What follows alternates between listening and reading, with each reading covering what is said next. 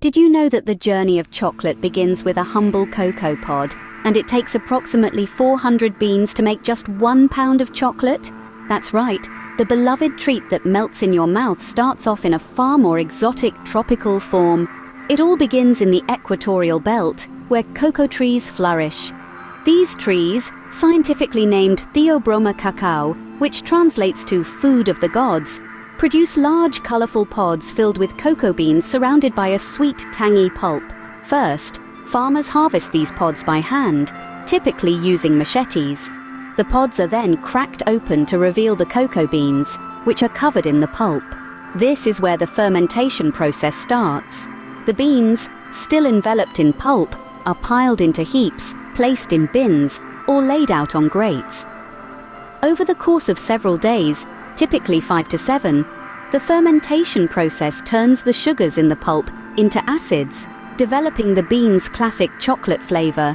After fermentation, the beans are spread out to dry under the sun. This step is crucial as it stops the fermentation process and prepares the beans for the next stage. The drying process can take up to a week, depending on weather conditions. Once dry, the beans are packed and shipped worldwide to chocolate manufacturers.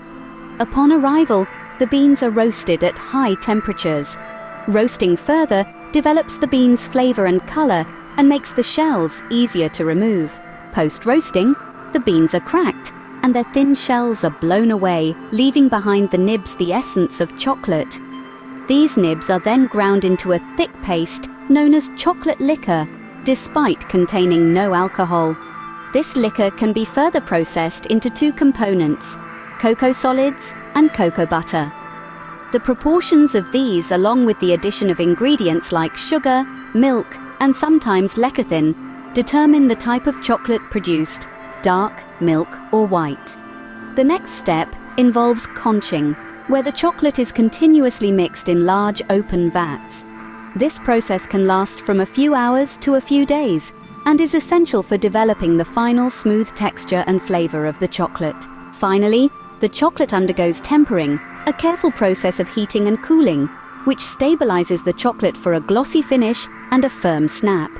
Once tempered, the chocolate is poured into molds, cooled, and then demolded as the delightful bars or shapes that we find in stores. In summary, the transformation of cocoa beans into chocolate is a complex dance of harvesting, fermenting, drying, roasting, grinding, and tempering.